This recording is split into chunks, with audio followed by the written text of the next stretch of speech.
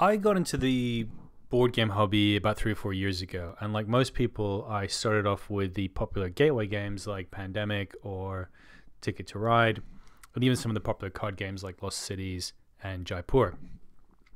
But it wasn't long before I started venturing into slightly more meaty games like Concordia or Viticulture, and I think that really just opened my eyes to the range of possibilities and the vast variety of games that the hobby encompassed. And as I started exploring games more, I started to realize that there were some slightly more complicated games out there. And I think the first game along those lines that I experienced was Terraforming Mars. And I remember just getting it on the table and opening it up and looking at the rules, and I thought, wow, this looks like there's a lot of moving pieces. But actually, it was a lot of fun, and I remember the first time we played it, me and my wife, we played it 3 times in a row, and so we had a great time with it, and it was a really rewarding experience because I felt like, wow, okay, there's maybe a little bit of more upfront investment with this kind of game. You have to learn a slightly more complex range of rules, but the enjoyment you get out of this game is fantastic. And as opposed to a lighter, simpler, quicker game, which can be fun, all on its own way, these games give you a sort of a depth and a challenge that is really satisfying. And beyond Terraforming Mars, I felt like I was able to play some other midweight games out there and experience some of those. But then I think the next game that really made me think about the kind of depth and variety of games out there was Root, which was the first and only real game that I've played in the sort of war game or coin game style. And that was a very intimidating alleyway of the board gaming world for me. That I still really haven't ventured into that deeply, but Root really opened my eyes to this other world of games out there, and I just love the high asymmetry in the game, whereby each of the factions you might control is very, very different, plays very, very differently, and there was certainly a sense to me that this was a complicated game because not only do you have to understand how your faction works, but you have to have a vague understanding at least of how the other factions work if you want to counter them or block them effectively. And there was also quite a few rules in the game that were slightly different from rules from other games and mechanisms from other games that I've been familiar with. So there was a little bit of a learning curve for this game, but it ended up being one of my best board game experiences of 2018. And again, it built my confidence that I could learn and play some of these more complicated games. The other piece that it really brought to life for me was that as games get heavier, you get rewarded by playing them more than once. So I played Root 4 times as the same faction, and each time I felt like I was learning more, getting more capable, and that was just really satisfying to get that sense of progression. And that's something I've felt in other games, heavier games that I've played, such as Brass Birmingham, which many people will say is not super heavy, but I kind of have my own personal test of a heavy game, and that's when it hurts my head. And Brass Birmingham definitely hurts my head. Perhaps slightly less so now, the 4th or 5th time I've played it compared to the first time, but it is still a pretty complicated game. And like a lot of heavy games that I've played and experienced, I've discovered that it's not necessarily what you're doing mechanically turn by turn that's very difficult. In Brass, you're really only playing 2 cards and taking 2 actions every turn. It's thinking about the game tactically and strategically. What are the impact of my choices?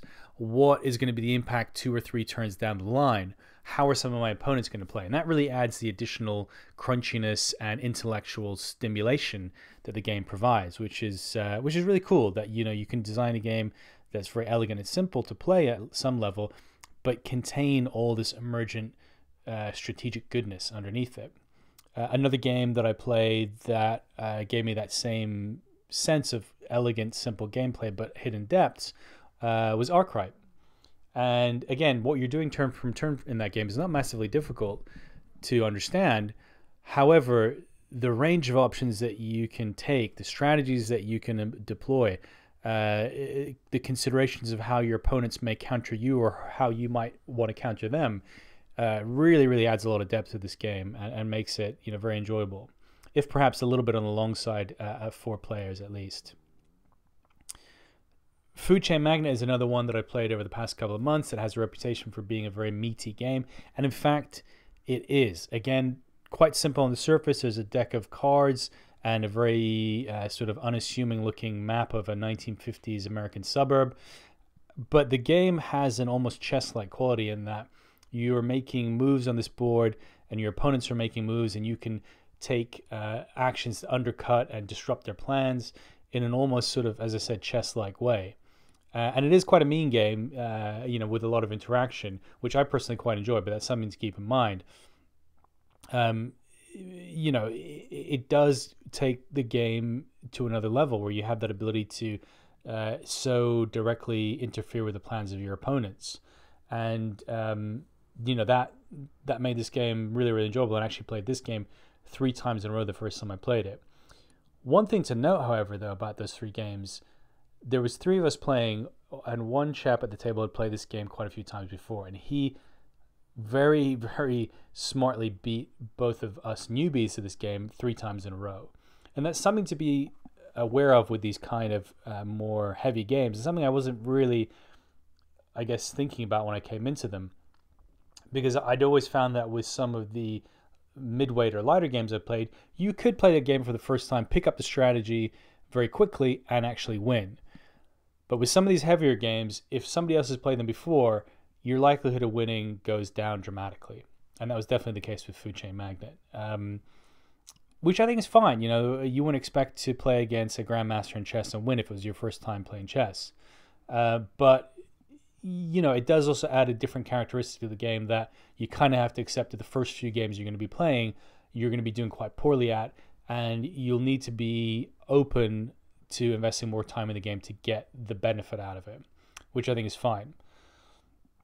There is another aspect to some board games which are heavier that I'm not as fond of, and that's this notion that there are optimal opening moves. Now you have that, to use chess as a metaphor again, you have optimal opening moves or opening plays in chess as well. But I think with a hobby board game where you're looking at kind of a richer theme or a more in-depth experience in some degree, having a kind of prescripted set of first opening moves just seems a little bit weird. If you are playing with new people, you're going to have a clear advantage of them. If you're playing with experienced people, are you all just going to be playing the same first 3 moves? I mean, how interesting is that? I'd much prefer, and I much do prefer, games where there's more variety. There's more ways, more pathways to victory that you can take, and you don't have to take this kind of 1, 2, 3 sequence of actions to ensure you win. Obviously it's not going to be easy designing that into board games, but as a consumer and player of board games, that's the kind of experience that I expect and that I want, especially if I'm going to be investing time and mental energy in playing a heavier game. So that's something to be aware of. Another game I played relatively recently, which was a departure from my previous experience, was John Company. And again, I really like it when I get to experience games that show me new aspects of new facets of the board gaming hobby. And this really opened my eyes to the kind of drier, perhaps more historically based board games that are out there, but also to negotiation games. In the game, you're playing as executives in the East India Company, and you have to make collective decisions about funding and trade routes, etc. But you also can negotiate with each other very openly.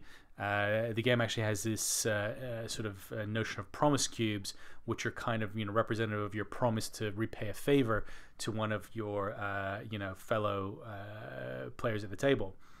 And that was really the aspect that added a lot of complexity to this game, because again, what you're doing turn from turn is not super complicated.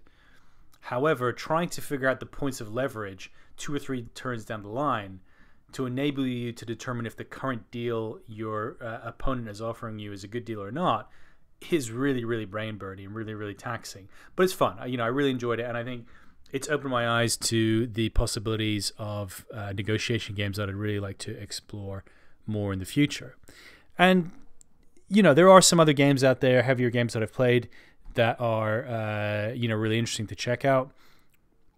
One of them, Imperial 2030, which is designed by the same designer as Concordia, was quite interesting, although it did seem to suffer a little bit from what I like to call the zombie player effect, which is kind of what you get in Monopoly, where you can kind of lose 25% of the way in the game and never really have a chance to come back.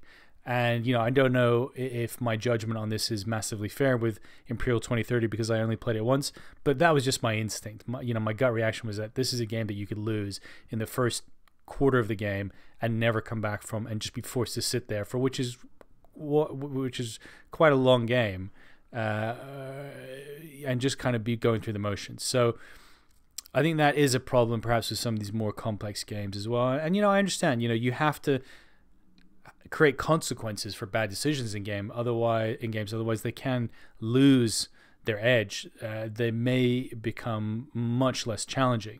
But I guess what I was more used to with some of the more midweight games was that was somewhat obscured till the end of the game, because you could all be kind of doing your own thing and not really quite 100% sure of who was going to be the winner till the end of the game, and then it would be quite clear that you have actually made some bad decisions early on in the game. So maybe it's just a question of optics. How is this presented to people? Does the game make it clear to you in the first 25 percent of the game that you've lost, or does it kind of save up the surprise at the end? I think as shallow as it may be, I prefer the former approach, but that's something just worth mentioning about some of these slightly more heavier and deep games. And I think overall, I'm really enjoying venturing into these deeper games. I would say if you're curious about heavier and deeper games, by all means dive in. Don't let yourself be intimidated. A lot of these games are not as difficult to get started off in as they may seem to be in the kind of hushed whispers in the corridors of board game forums or Twitter conversations. But I think go in with an open mind that you're probably going to lose your first game or do quite poorly in your first game, and you may have to invest more time to get the most out of these kind of games. So with that in mind, I'd love to hear in the comments about your experience with heavy games. Are you curious about checking them out? Are you an aficionado of heavy games? Let me know in the comments here, or hit me up on Twitter @GameMinimalist. And in the meantime, enjoy your gaming.